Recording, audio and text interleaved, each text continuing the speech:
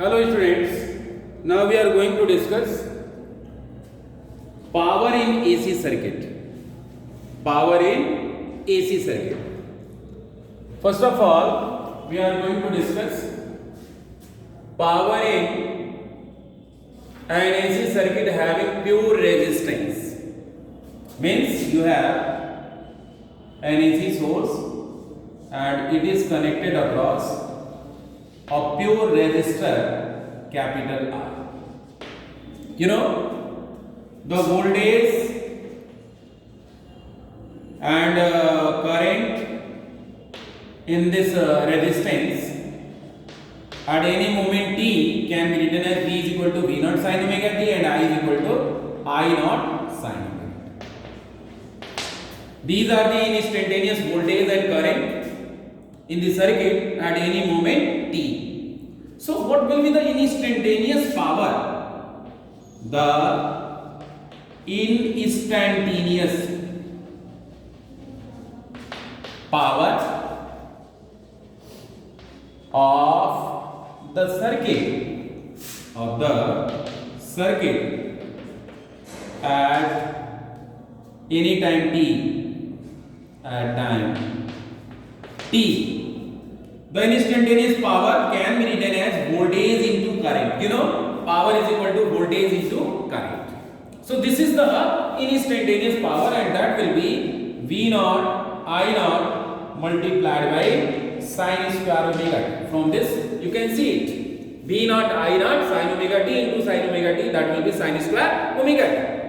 So this is the instantaneous power. But we are interested to find the average power of the circuit. So what will be the value of average power? So average power of the circuit, can be written as, you know, P bar is equal to, this is constant, V naught I naught is not changing with time, so it remains constant. So V naught multi I naught multiplied by, this is sin square omega t. Its average value is what? The average value of sin square omega t is 1 by 2. So this will be V naught into I naught multiplied by 1 by 2. And this can be written as V naught upon root 2 into I naught upon root 2, and this is what? V naught upon root 2 is RMS voltage, I naught upon root 2 is RMS current. So this is RMS voltage multiplied by RMS current. So average power in pure resistive AC circuit is given by RMS voltage multiplied by RMS current. This is the reason why we say that RMS voltage to be the effective voltage. RMS voltage to be the effective voltage and RMS current to be the effective current. So RMS voltage multiplied by RMS current. This is the reason why maximum power loss occurs in pure resistive AC circuit. इसमें जो power loss होता है वो maximum होता है. अब हम लोग एक एसी सर्किट जो है डिस्कस कर रहे हैं जिसमें प्योर इंडक्टेंस हो. हमने एक एसी सर्किट लेना है प्योर इंडक्टिव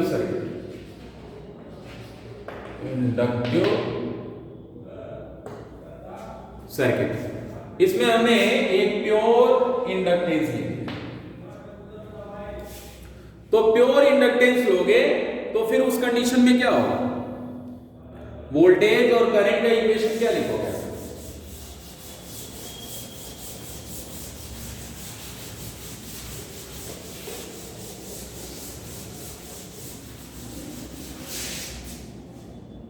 यदि हम इसमें वोल्टेज का इक्वेशन लिखते हैं V is equal to V naught sine omega T, तो करंट क्या होती है? लीड करती है या लैग करती है? करंट इसमें वोल्टेज एक्चुअली जो है इंडक्टिव वोल्टेज लीड करता है, यानी करंट लैग बिहाइंड होती है यानी I is equal to I naught sin omega t minus pi by 2. Sin omega t minus pi by 2 means this will be what? This will be minus cos theta. Means minus cos omega t. Means it will be minus I naught cos omega t. Minus I naught cos omega t. So what will be the instantaneous power?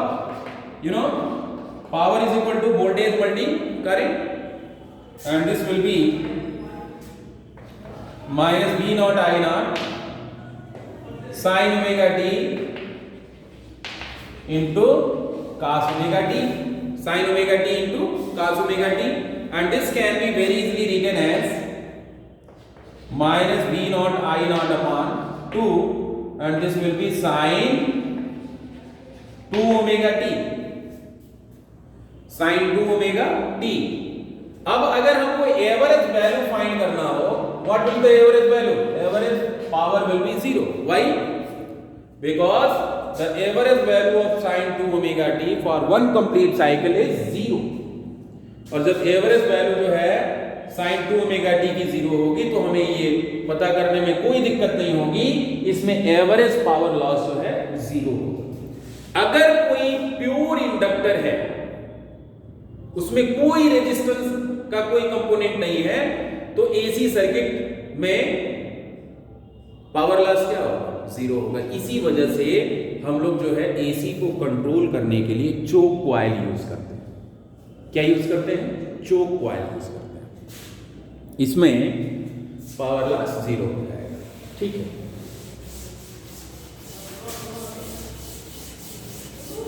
Now in similar way you can show that the power loss in pure capacitive circuit will also be 0.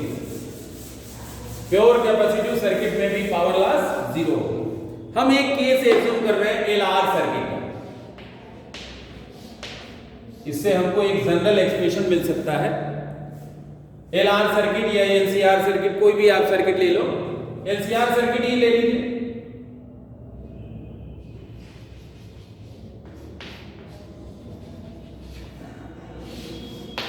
इसमें finally आपने क्या देखा? Final situation क्या थी?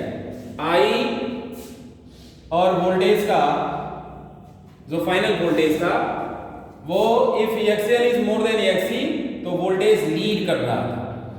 कितने phase angle से? 5 phase angle से। तो यहां पे अगर हम इक्वेशन लिखना चाहें तो इसको इक्वेशन लिखेंगे I is equal to I naught sine omega T. तो V इज इक्वल टू क्या लिखना होगा? V naught sine omega T plus 5। और यदि XC की वैल्यू ज्यादा होगी तो ये ओमेगा टी माइनस 5 हो जाएगा। दोनों केसेस आप देख सकते हो। तो यहां इंस्टेंटेनियस पावर क्या होगा? What will the value of instantaneous power? V into I, and V into I means V naught I naught sin omega t, and this is sin omega t plus pi, therefore this can be written as sin A cos B plus cos A sin B। ये लिख सकते हैं हम।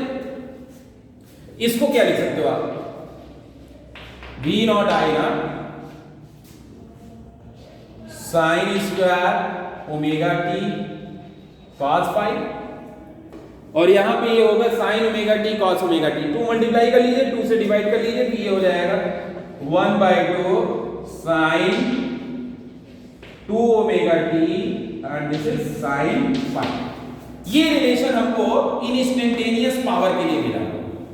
This is the instantaneous power. किसी moment particular time पे, किसी particular time T पर यह पावर होगा इस सर्किट में। अब ये क्वेश्चन है कि एवरेज पावर इस सर्किट का क्या होगा? एवरेज पावर क्या होगा? So what will the average power? V naught I naught is constant and the average value of sin square omega t is what? 1/2. Cos phi is constant, so cos phi plus average value of sin 2 omega t is 0, so this term will be 0.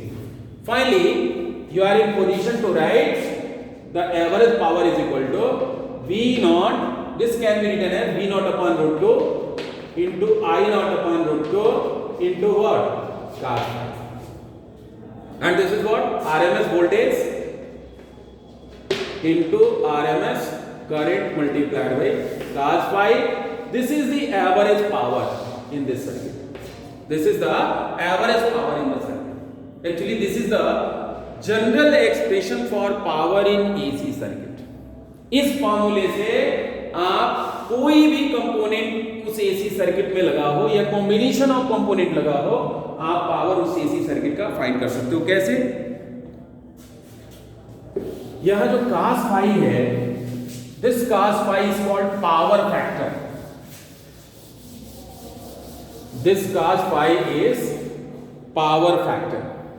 cos phi की value ये भी लिख सकते हो आप, average power upon VRMS into IR। ये actually true power of the AC circuit है और ये अपरेंट पावर है। यानी ट्रू पावर और अपरेंट पावर दोनों का जो रेशियो होता है, that is called power factor. इसको हम क्या कहते हैं? Power factor. इसी के बेसिस से आप एक इंपीडेंस ट्रायंगल भी यहां बना सकते हो।